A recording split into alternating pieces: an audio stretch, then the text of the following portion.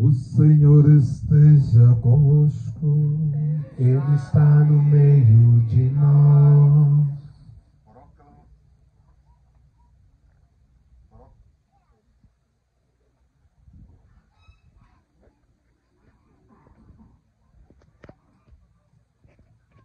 Proclamação do Evangelho de Jesus Cristo segundo Mateus. Glória a vós, Senhor. Naquele tempo, Jesus contou esta parábola a seus discípulos. O reino dos céus é como a história do patrão que saiu de madrugada para contratar trabalhadores para a sua vinha. Combinou com os trabalhadores uma moeda de prata por dia e os mandou para a vinha. Às 9 horas da manhã, o patrão saiu de novo, viu outros que estavam na praça, desocupados, e lhes disse: ide também vós para a minha vinha, e eu vos pagarei o que for justo. Eles foram. O patrão saiu de novo ao meio-dia e às 3 horas da tarde e fez a mesma coisa. Saindo outra vez, pelas 5 horas da tarde, encontrou outros que estavam na praça e lhes disse: por que estáis aí o dia inteiro desocupados? Eles responderam: porque ninguém nos contratou. O patrão lhes disse: ide vós também para a minha vinha. Quando chegou a tarde, o patrão disse ao administrador: chama os trabalhadores e paga-lhes uma diária a todos, começando pelos últimos até os primeiros. Vieram os que tinham sido contratados às 5 da tarde e cada um recebeu uma moeda de prata. Em seguida vieram os que foram contratados primeiro e pensavam que iam receber mais. Porém, cada um deles também recebeu uma moeda de prata. Ao receberem o pagamento, começaram a resmungar contra o patrão.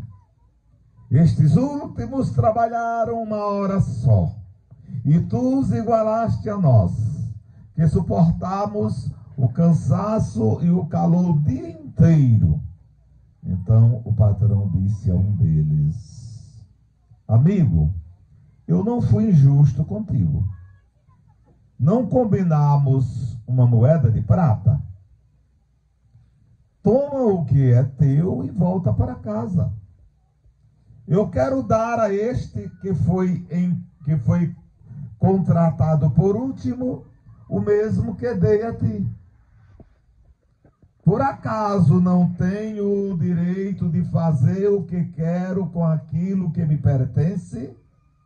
Por acaso eu não tenho o direito de fazer o que quero com aquilo que me pertence?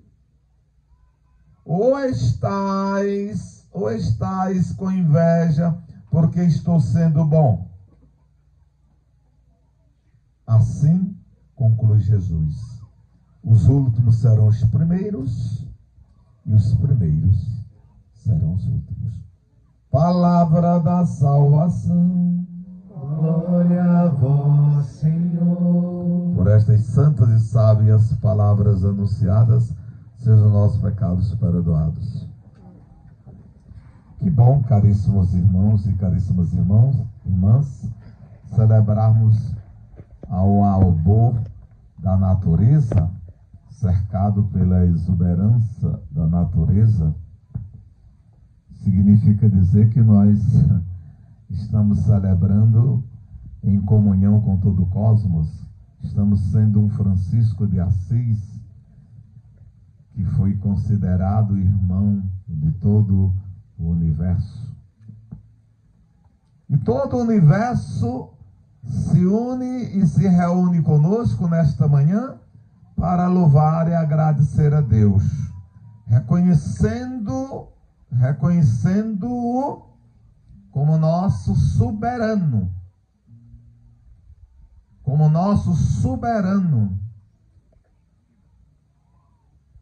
nosso patrão maior,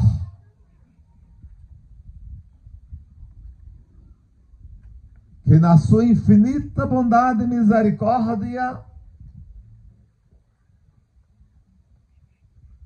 valoriza tanto a quem não tinha nem tanto valor. O salmista, tem um salmista, porque eu, às vezes na Bíblia, eu leio a Bíblia, lembro-me o que está na Bíblia, mas não memorizo capítulo e versículo para dizer onde vocês encontrarão. Mas há um salmo onde o salmista, quando via Deus se comunicando com os homens através dos profetas, e o povo judeu, sem querer escutar os profetas, sempre dando com os burros na água, sempre pisando na bola, sempre fazendo o contrário. Um dia ele se azucrinou, não é? Um dia ele, como diz o caboclo, zambuou-se e foi brigar com Deus. Disse: Senhor, o que é o homem para o Senhor estar tão preocupado com ele? O que é o homem, o que é o pecador para o Senhor estar se rebaixando tanto, estar se dando tanto, quebrando cabeça desse jeito com eles? O que é o homem? É como se ele dissesse: olha a tua grandeza, a tua infinitude, olha a miséria desses homens, olha a miséria desses pecadores, que tu estás correndo atrás, como se tu devesses alguma coisa a eles e não eles a ti. E olha, queridos irmãos, prestem atenção.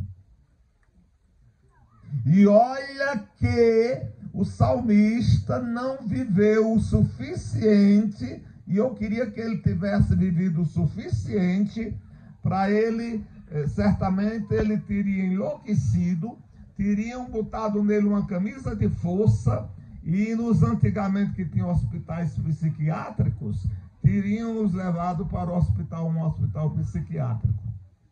Porque só pelos cuidados dos profetas, e os profetas estarem quebrando cabeça e sendo mortos por eles, quando eles não iam com as verdades dos profetas, o salmista estava zangado desse jeito. Imaginem se o profeta tivesse vivido suficientemente para ver isso.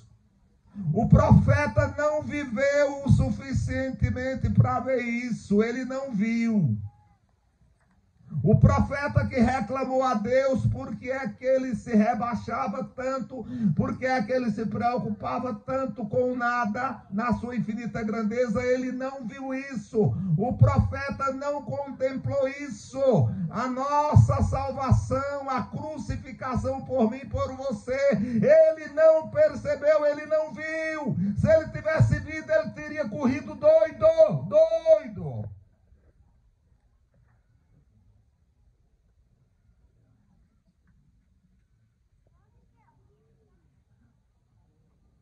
Vocês podem até estarem dizendo: quem é esse maluco que veio substituir Padre Rodrigo nessa manhã aqui? São coisas que acontecem. Na igreja acontece de tudo, mas faz parte da vida da igreja. Mas na primeira leitura do profeta Isaías, o profeta Isaías está fazendo uma observação seríssima. Seríssima. Enquanto o salmista está brigando com Deus porque ele está se rebaixando demais, para o salmista, Deus estava se rebaixando demais. É como se ele dissesse: acaba com essa raça, homem. Tu não criaste os primeiros homens perfeitos, tu não pode acabar com esse resto aí, não, e começar uma nova geração de novo, não, criar novos homens perfeitos, não. Era isso que o salmista estava querendo dizer. Mas Deus não queria isso. Deus queria quebrar a cabeça. Deus queria perder tempo, entre aspas.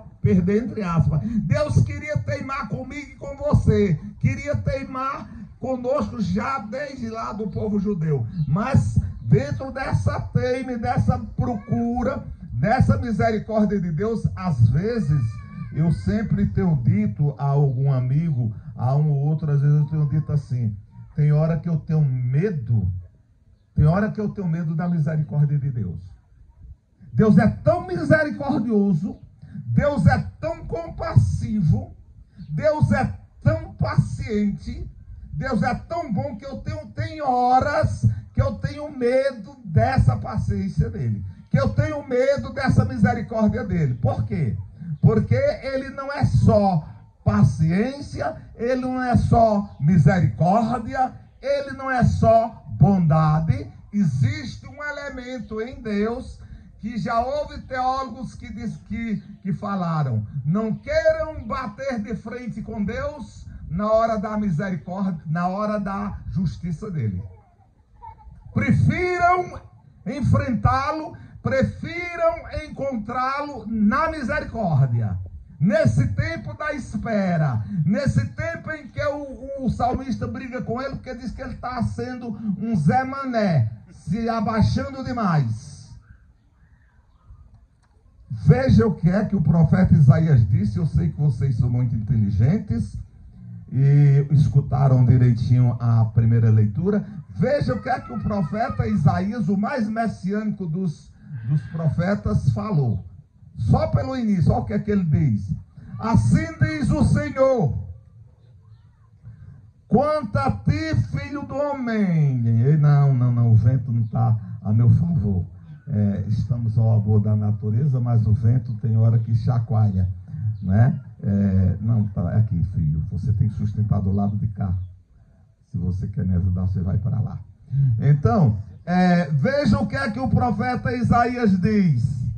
Buscai o Senhor,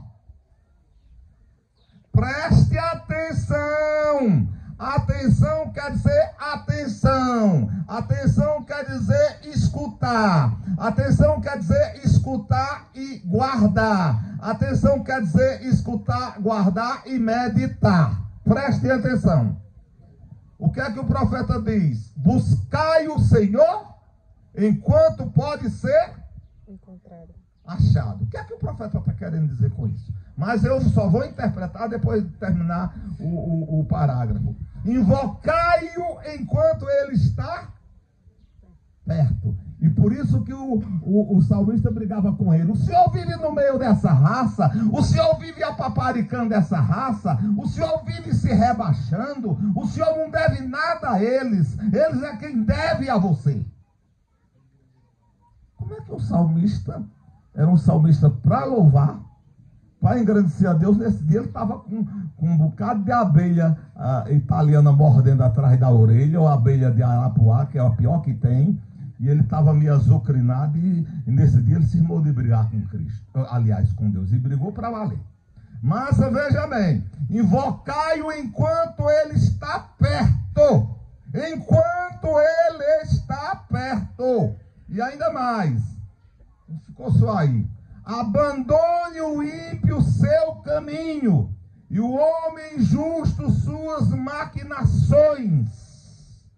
Volte para o Senhor, que terá piedade dele. Volte para o nosso Deus, que é generoso no perdão.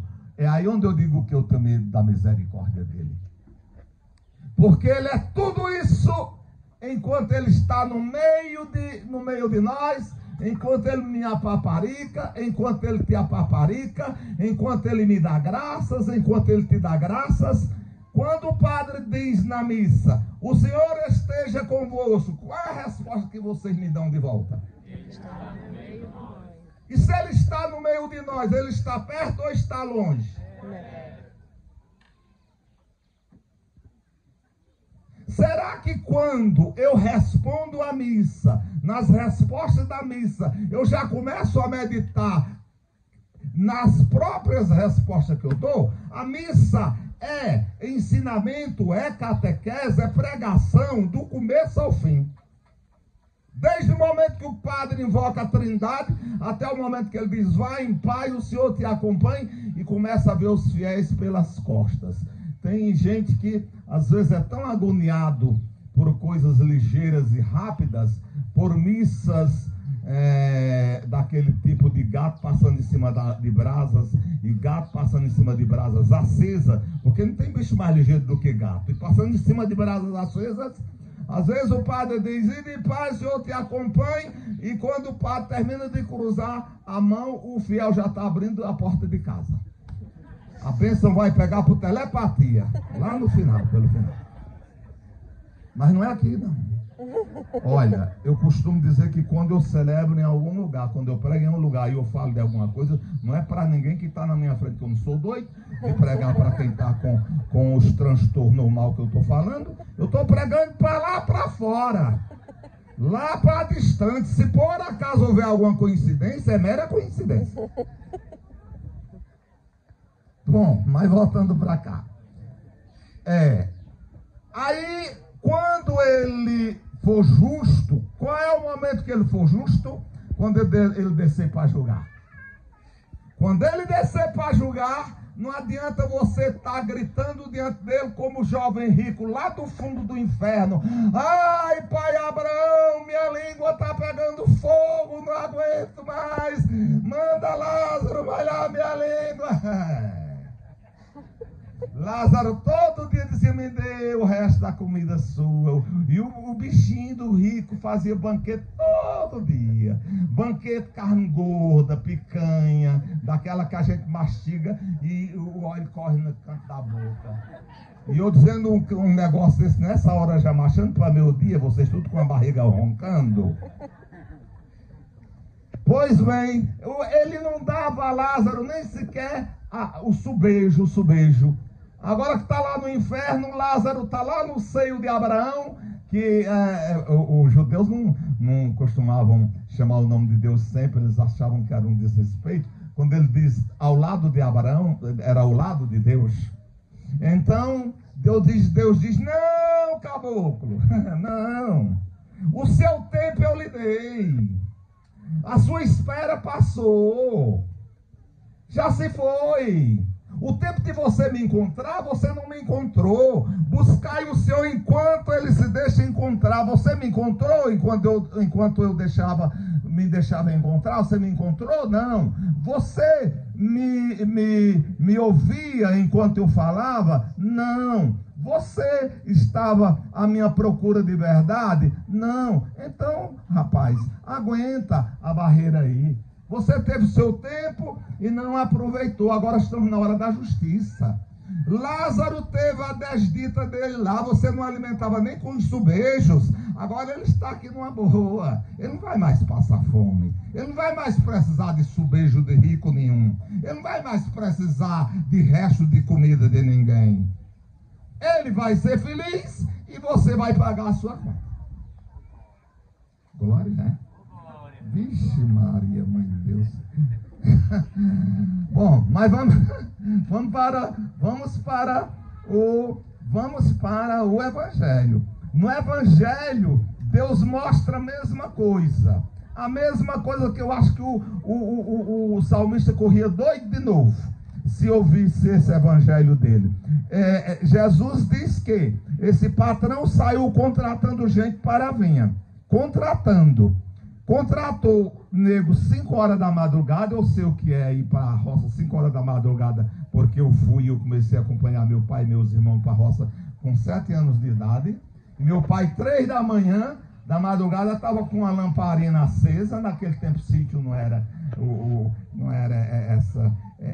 esse privilégio que hoje tem todo sítio ter energia, ter eletricidade. Não, era candeeiro, era querosene. Já estava escafunchando dentro de casa, para lá e para cá, acordando todo mundo para 5 horas já está no lugar de trabalho.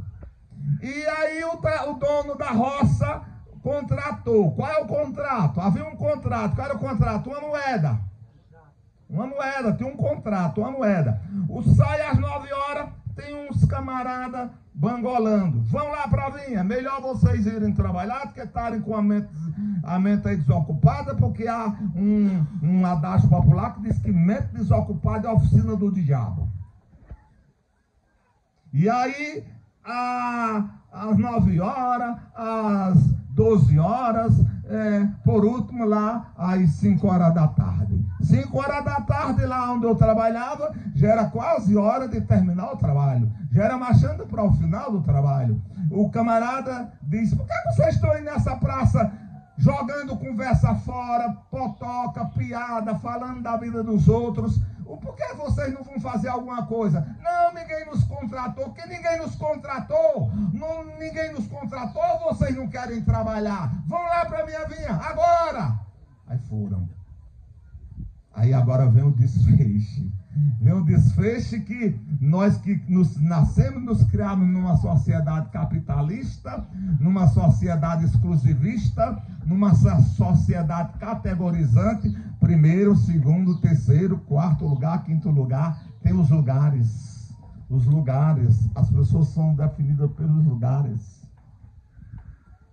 Quem chegou primeiro é primeiro, quem chegou segundo é segundo, quem chegou terceiro é terceiro, quem chegou quarto é quarto, e os prêmios não são iguais não, e os troféus não são iguais não, pelo menos na sociedade que eu vivo não é, a não ser que a de vocês seja parte da minha. Aí chega o final da tarde, lá vem todo mundo, e o patrão chega diante de todo mundo, diz ao feitor da obra, diz: pague uma moeda a todos, começando por quem chegou por último lá na roça. Começando pelos últimos. Eita lasqueira. Se o como é que se diz, salmista fosse vivo, dizia: eu não entendo mais nada, eu vou deixar de ser salmista, não estou entendendo mais nada. Comece pelos últimos e dê a cada um uma moeda. Aí os que foram de madrugada ficaram como esses bichinhos, cachorrinho pequinês, esses pichinês que é animadinho, que é danado, né? Nunca vi cachorro mais alegre do que esses cachorrinhos pequenos. Ficou balançando o rabo e as orelhas, ganhar mais. Nós chegamos, foi de madrugada, chegaram 5 horas da tarde, nós foi de madrugada. Quando chegou a vez dele, uma moeda para eles também. Oh, que injustiça, que malvadez. Começaram a murmurar: o senhor foi injusto com a gente? Aí o patrão disse: meu caro amigo, me diga uma coisa. Quando eu te chamei para trabalhar às 4 horas da manhã, eu não fiz um contrato? Nós não fizemos um contrato? Foi. O contrato era de quê? Era de pagar quanto? Uma moeda. Eu te dei menos de uma moeda? Não, deu uma moeda. Pega o que é teu e ganha o caminho de casa. Eu te paguei o justo. Agora tu estás com inveja, tu estás com ciúme, porque eu fiz a mesma coisa com quem chegou lá na roça às 5 horas da tarde. Eu não tenho o direito de dispor do que é meu, da minha riqueza. Eu não tenho o direito de dispor dos meus bens. Eu não tenho o direito de querer ser justo com todo mundo. Muito pelo contrário, eu não estou sendo injusto com ninguém. Eu estou sendo tão justo que estou dando o mesmo salário a quem chegou às 5 horas da tarde. E às vezes tem mais uma coisa. Às vezes, por um motivo de gratidão, os que chegam por último trabalham mais às vezes do que quem chegou primeiro. Até por um ato de gratidão. No tempo que eu trabalhava na roça, tinha uma história de uma disputa. Por exemplo, se a gente estava limpando o mato, então começava todo mundo numa carreira de legume, limpando. Então, quem saísse primeiro, vixe Maria, era o Dunga, porque saiu primeiro.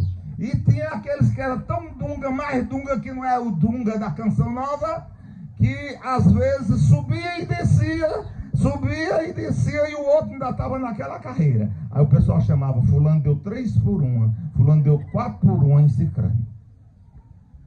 Vamos supor que quem chegou às 5 horas da tarde, com tanta ênfase, com tanta gratidão, o feitor olhando, prestando atenção e vendo que o camarada estava dando de 2 por 1, 3 por 1 em quem chegou às 4 da manhã, em quem chegou de 9 horas, em quem chegou de 10. Ninguém estava lá.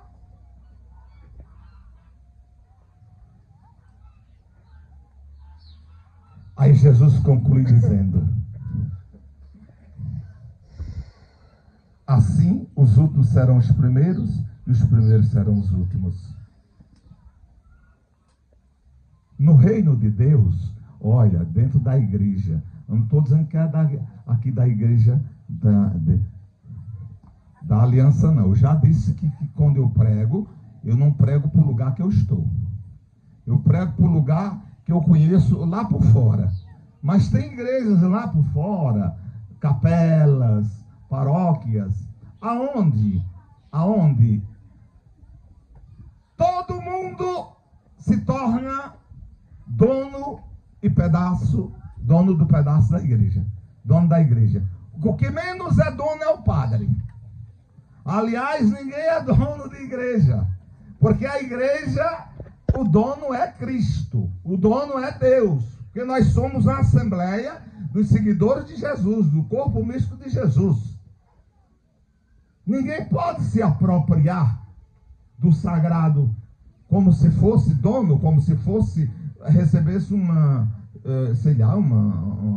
escritura, você chegou primeiro, você começou aqui mais cedo do que os outros, você manda e desmanda, você é quem dá as ordens e tira as ordens. Será que é assim? Será que é desse jeito que Deus quer? Será que é desse jeito que funciona? Será? Porque na realidade do reino de Deus, a seta de crescimento no reino de Deus é diferente da seta de crescimento na sociedade, sobretudo essa maldita sociedade secular que nós estamos vivendo nos últimos tempos.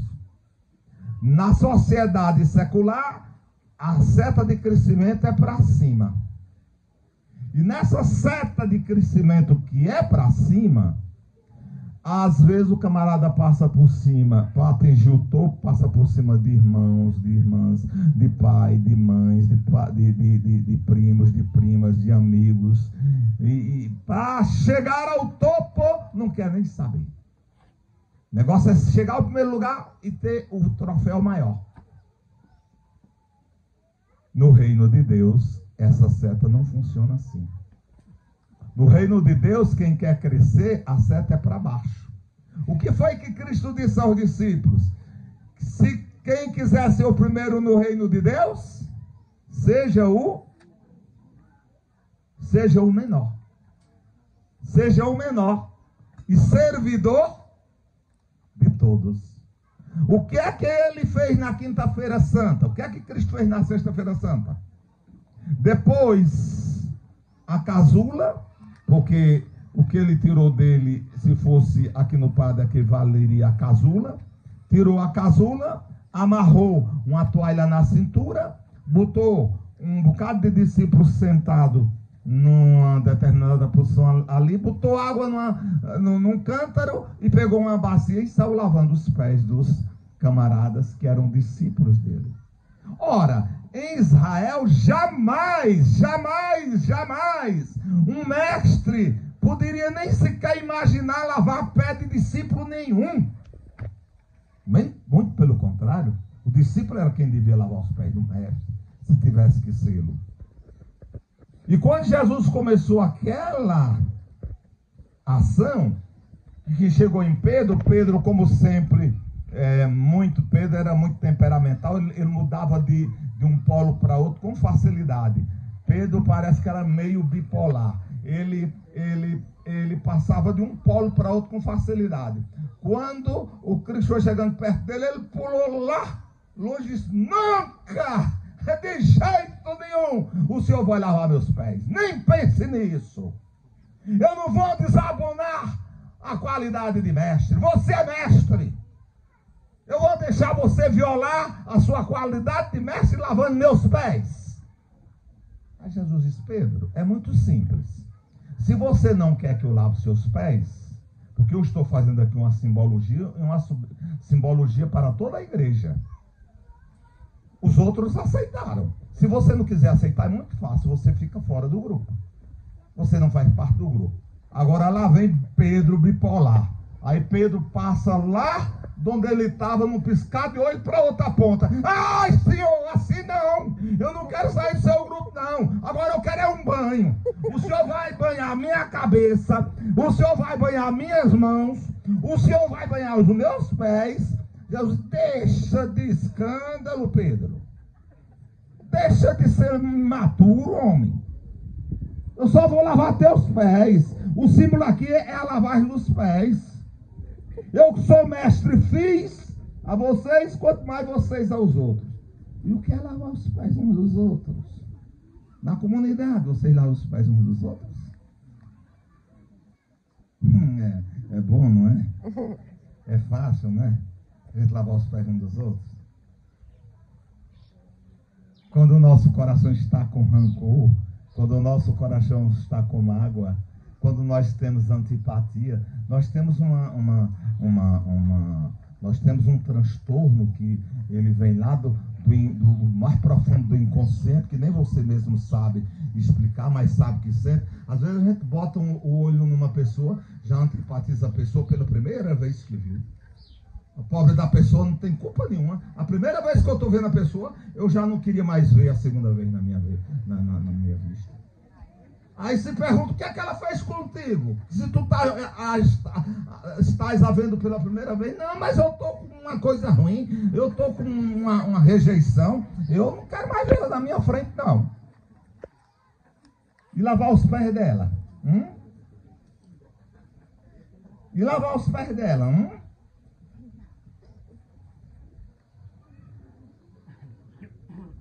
O que Jesus fez, e eu vou finalizar, para nunca mais vocês me mandarem Padre Rodrigo me chamar de novo, por isso que eu estou demorando,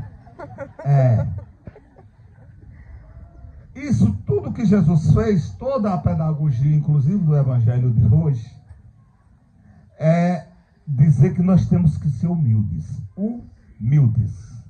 A qualidade cristã maior que nós devemos tê-la por obrigação no contrato que recebemos no batismo. Esse contrato é batismal. Não importa se você foi batizado criança, se você foi batizado num catecumenato que vai ser batizado aos 13, aos 14 anos, se você vai ser batizado num batismo de emergência que você já tem 40, 50 anos, está com uma doença, parece que vai ser terminal. Padre, não vamos deixar esse rapaz morrer pagão, não, vamos cuidar do batismo dele. Quer dizer, é a vinha e os camaradas chegando nessa vinha, nessa roça, em diferentes horas, mas o batismo é o mesmo, a graça é a mesma, o destino do batismo, da graça do batismo é a salvação, o céu é para todo mundo, a glória é para todo mundo, a felicidade é para todo mundo.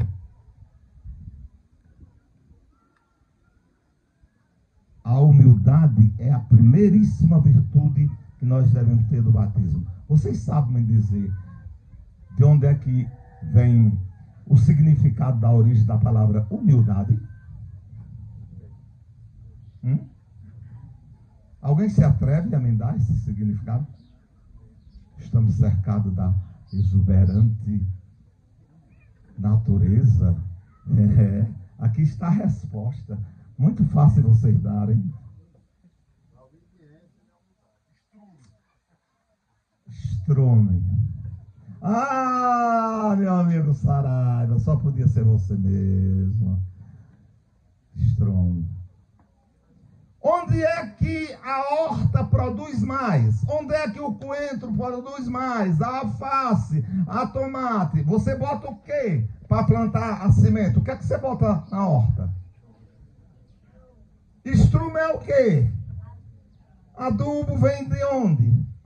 Da terra. O Gênesis disse que nós fomos feitos de quê? E o barro, quando ele é pisado, vira o quê? Terra. Não, ama não, só se molhar com água. Ele pisado sem água, ele vira pó. Ele vira pó. Quem acrescentou água aí foi vocês. Ele vira pó. O vento chega, olha, enche tudo de poeira. Ou seja, o pó da terra, dependendo do chão que você planta, você tem uma tomate bem produzida, você tem um milho bem produzido, o feijão bem produzido. Tudo que você plantar dá. Aliás, Pero Vaz de Caminha, que aportou aqui em Bahia Cabralha, lá no estado da Bahia, só botou os pés no chão no Brasil, só desceu da caravela, foi fazer uma carta para o rei Dom João em Portugal, e ele botou uma característica do Brasil que é inegável. Ele disse: estamos em uma terra que em se plantando tudo dá. Estamos em uma terra em que se plantando tudo dá. Ou seja, estamos em uma terra que o humus é fértil. Tudo que planta, ela produz. Tudo que planta, ela faz florescer e faz frutificar. Isso, Pero Vaz de Caminha já tinha dado essa. E, de fato, o Brasil é tão desse jeito que já tentaram quebrá-lo de todo jeito e não conseguem. Nunca vi um país tão fértil como esse. Ou seja, humildade é você nunca se sentir com os pés fora do chão que você pisa. Se você cresce, nunca tira os pés do chão. Se você vai assumindo cargos, vai assumindo conhecimentos, lembre-se de ter os pés no chão. Nunca deixe o humus sair do seu piso, de ser o seu piso. Humildade. Quem tem humildade tem santidade. Quem tem humildade e santidade tem como responder ao Senhor, enquanto Ele está perto, enquanto Ele se deixa encontrar. Aí vem os santos, e não importa a idade, está aí um menino de 15 anos, bombando. Meu Deus, quando eu olho para a santidade de Carlos Acutis, eu procuro um lugar para me meter e não encontro esse lugar. Dá vontade de andar com véu e cobrir meu rosto e dizer: eu com 64 de vida, com 34 de padre, nunca fui santo, nem um terço de um quarto da santidade desse menino com 15 anos de idade. Com 15 anos de idade, que começou lá como criança, começou de madrugada. Esse começou de madrugada, mas terminou cedo, terminou com 15 anos, mas deu um exemplo, um show de compromisso com o reino, de compromisso com Cristo, de compromisso com o próximo, de compromisso com os pobres, de compromisso com a santidade. E a gente não olha, e a gente não presta atenção. E nesse Brasil, encerrando, esse Brasil pecaminoso, tem agora aí, não sei se foi aprovado, porque agora no Brasil tudo virou ponta cabeça. Antigamente os três poderes eram harmônicos, mas cada um tinha seu lugar. O executivo executava, já está dizendo, fazia o que tinha que ser feito. O legislativo, as duas casas, faziam leis que normatizassem a coisa para funcionar de maneira correta e evitar tantos transtornos ao longo do caminhar governamental. E a Suprema Corte para julgar as leis, confirmar as leis, julgar as leis feitas pelas casas congressuais, a Câmara e o Senado. Agora, nós invertemos, nós no Brasil estamos de ponta cabeça, estamos de cabeça para baixo. Agora quem legisla é o Supremo Tribunal. Lá o aborto, não é? Um crime hediondo. Vocês vejam que contradição nós estamos vivendo, e esse pecado nós responderemos diante de Deus como nação.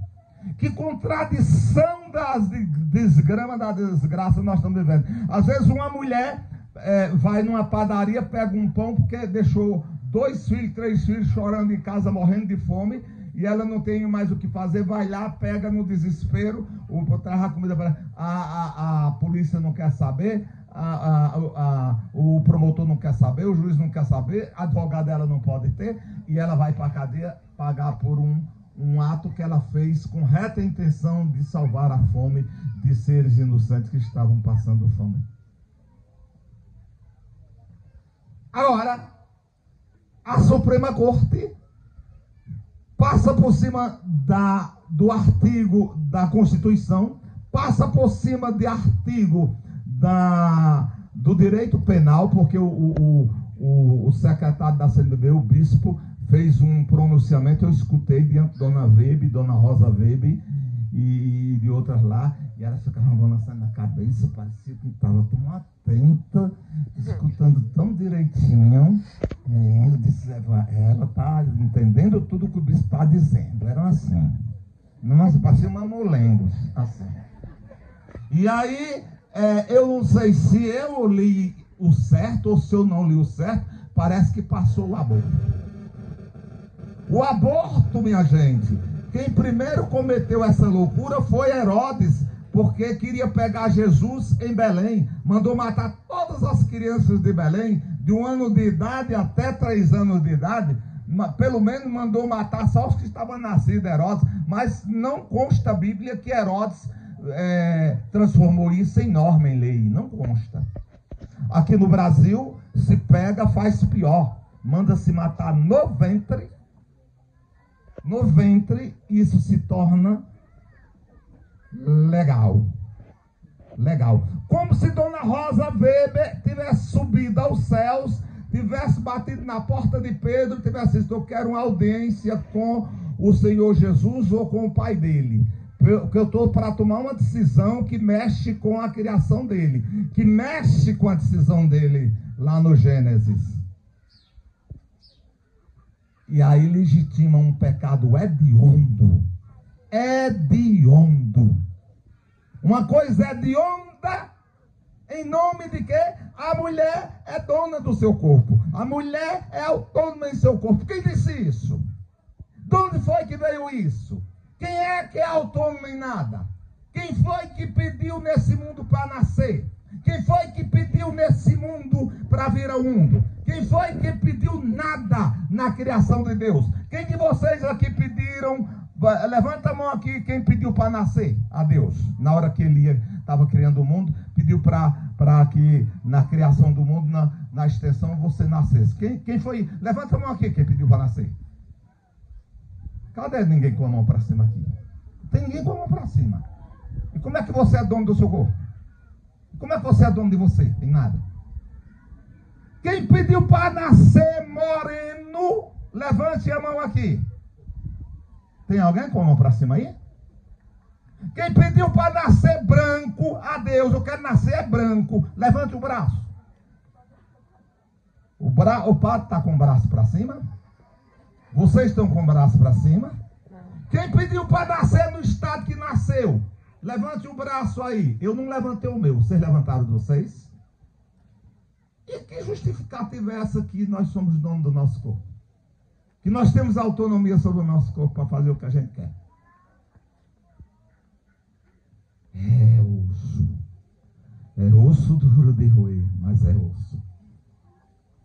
Ou seja, o único que é dono de todas as coisas, o único que manda em todas as coisas, o único que determina todas as coisas é Deus.